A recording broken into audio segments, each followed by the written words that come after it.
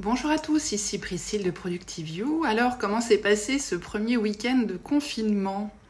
Comment ça s'est passé avec votre conjoint, votre chat, vos enfants? Ça a été, j'espère que vous avez trouvé tout un tas d'activités à faire. Ça manque pas, ça manque pas que ce soit des activités en ligne ou bien physiques avec des jeux de société pour les plus jeunes. Je pense que vous avez trouvé largement de quoi vous occuper. Mais ici aussi, on s'est bien occupé. Déjà, la semaine a été particulièrement longue et intense. Et puis, pour certains qui me suivent depuis un petit moment, vous savez peut-être qu'en plus, je prends des cours de coaching, enfin, pour être coach en tout cas. Et donc, on passe les week-ends avec mes petits copains d'école à s'entraîner. Et donc, ça prend plusieurs heures par week-end. Donc ce week-end, voilà, j'ai dû faire 6 ou 8 heures d'entraînement, donc c'était assez intense en plus du reste.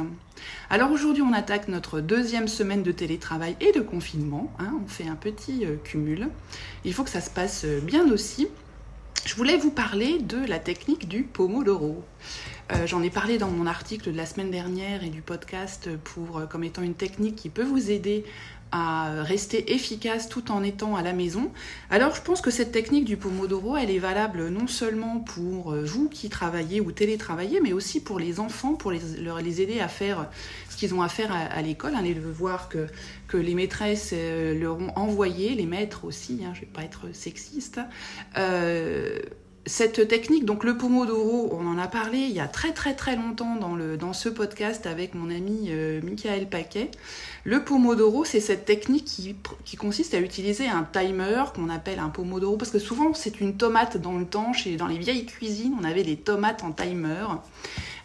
Donc d'où vient la technique de la personne qui l'a inventée? J'ai complètement oublié son nom, mais si vous recherchez l'article sur le blog, vous allez retrouver le nom de la personne qui a inventé cette technique. Donc ça consiste à mettre un timer pendant une certaine durée pour travailler, et là on travaille.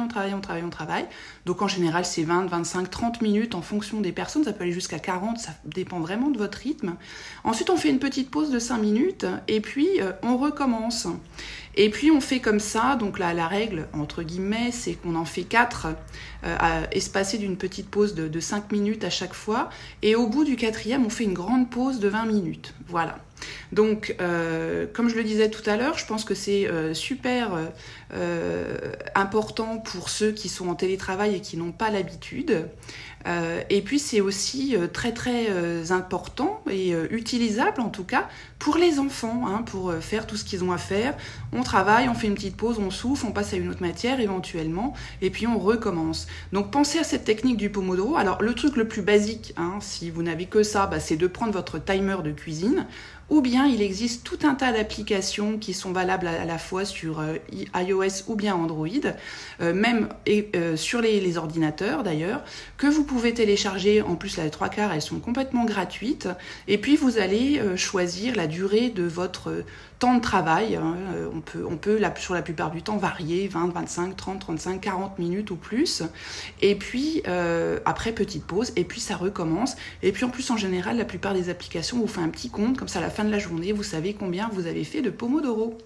Donc moi je trouve que c'est une excellente méthode pour rester concentré et s'accorder des pauses. Dans le même article de la semaine passée, je vous parlais des pauses et de l'importance de faire des pauses. Souvent quand on est à la maison, on est moins interrompu qu'au bureau. Par conséquent, on fait souvent moins de pauses. Mais il est important pour notre cerveau de pouvoir de temps en temps débrancher. Et puis, donc cette application va vous permettre de faire des pauses quand même régulièrement pour reposer un peu vos neurones. Voilà, c'était la petite astuce du jour. Je vous souhaite à tous une excellente journée de confinement et de télétravail et de gestion des enfants. Et puis on se retrouve dans la semaine. Bye bye!